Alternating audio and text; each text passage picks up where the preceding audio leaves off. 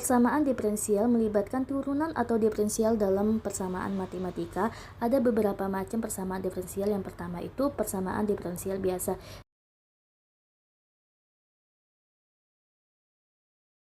di mana y adalah fungsi satu variabel, y sama dengan fx. Contoh turunan kedua pangkat 3 ditambah 6 dikali x sama dengan 2 dikali turunan pertama dari y pangkat 3. Kalau misalkan dituliskan dalam bentuk aksen, bisa juga dituliskan dalam bentuk dy per dx. Turunan pertama dalam x dikurang 3y per x sama dengan y pangkat 2. Ini juga termasuk dalam persamaan diferensial biasa, atau turunan kedua dari y terhadap x sama dengan x dikurang y per x tambah y. Adapun persamaan diferensial yang lainnya, persamaan diferensial parsial, misalkan ada suatu fungsi dua variabel z, fungsi dan x dan y itu sebanyak z bisa diturunkan terhadap x atau z bisa diturunkan terhadap y. Contoh, turunan kedua dari z terhadap x dikurang z terhadap y sama dengan 3. Karena masing-masing bisa diturunkan terhadap x dan y, maka dinamakan persamaan diferensial parsial. Parsial berarti part atau bagian, bisa diturunkan terhadap satu variabel atau variabel yang lain. Ini hanya berlaku jika dari fungsi beberapa variabel z dari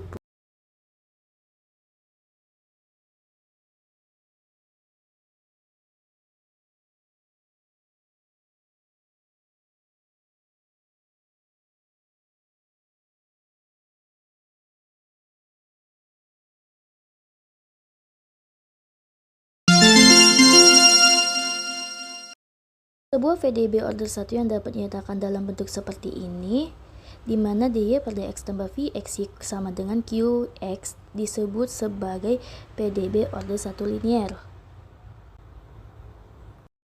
di mana dy per dx tambah vxy maksudnya koefisien dari y itu dalam bentuk sebuah fungsi x. Lalu ini juga sebuah fungsi dalam bentuk x. Contoh, di mana Vx-nya sama dengan x dan Qx-nya itu sama dengan cos x. Yang kedua itu Vx-nya itu sama dengan minus 5 dan Qx-nya itu sama dengan 9. Dan yang terakhir itu di mana Vx-nya sama dengan minus 4 per x dan Qx-nya itu sama dengan x. Yang saya tuliskan di sini contoh-contoh yang sederhana, yang secara sekilas sudah nampak langsung bahwa dia PD linier.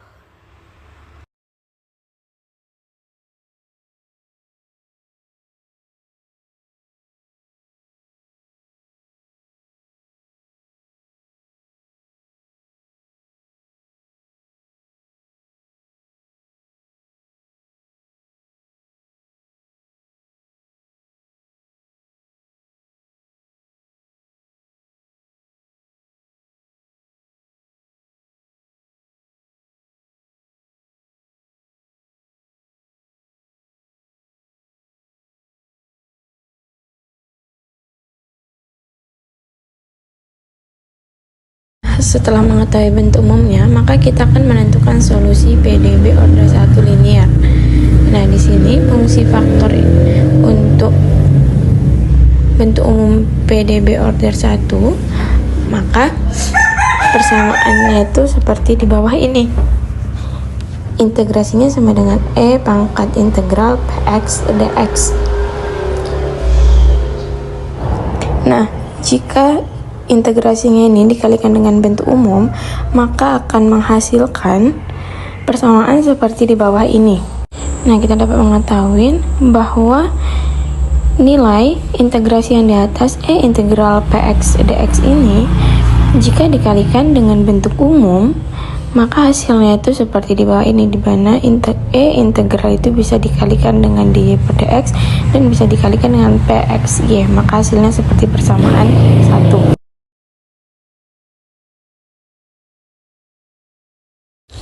Nah, kita perhatikan persamaan di bawah ini, yaitu E integral Px dx dikalikan dengan dy per dx, maka akan menghasilkan persamaan seperti di samping ini, yaitu d kali E integral Px dx diturunkan terhadap x.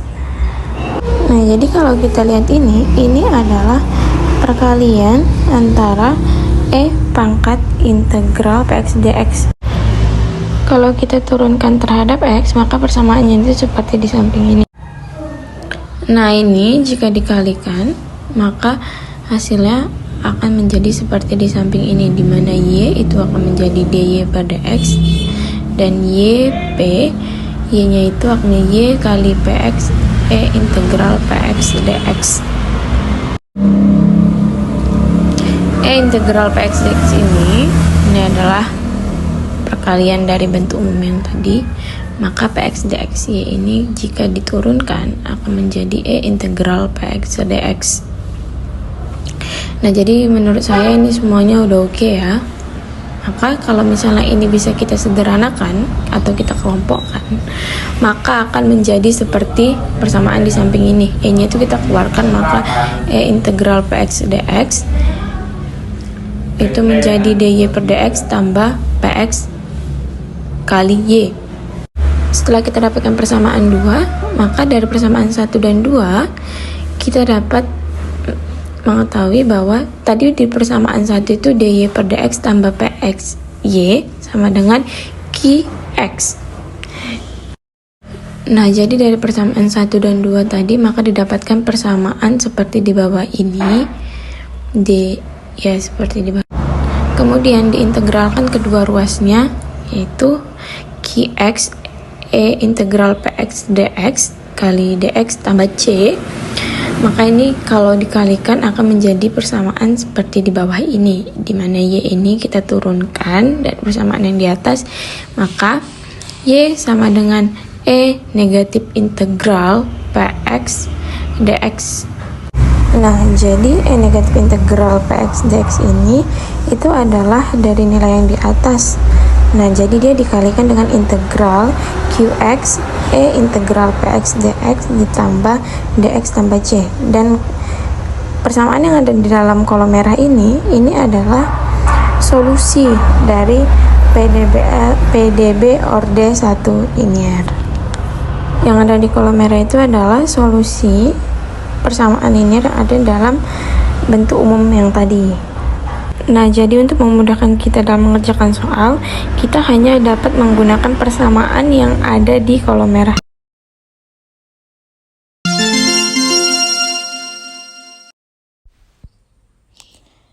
Solusi umum persamaan orde 2 yaitu x tambah p, x aksen tambah q, x sama dengan 0. Ingat, x aksen tambah px sama dengan 0. xt sama dengan ce pangkat min pt. Maka kita coba dulu menurunkan x sekali. X sama dengan E lambda T. Kita turunkan menjadi X aksen atau X turunan pertama.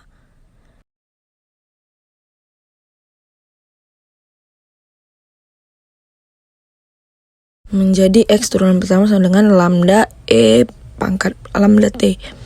Turunan kedua dari X lambda kuadrat E lambda T. Seperti yang ada di sini.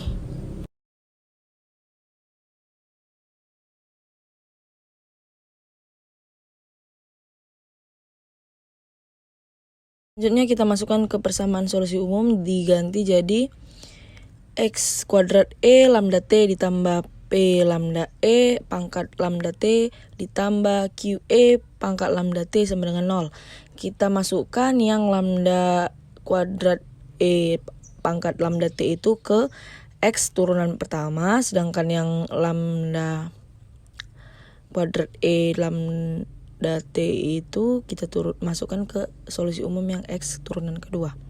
Selanjutnya E pangkat lambda T buka kurung lambda kuadrat ditambah P lambda ditambah Q sama dengan 0. Karena E pangkat lambda T tidak sama dengan 0, maka ditemukan persamaan karakteristik lambda kuadrat ditambah P lambda ditambah Q sama dengan 0. Poin pertama, dua solusi real berlainan, yaitu P kuadrat dikurang 4Q lebih besar dari 0. Di mana X1 sama dengan E lambda 1T. X2 E lambda 2T dapat disimpulkan XT sama dengan C1 E lambda 1T ditambah C2 E lambda 2T.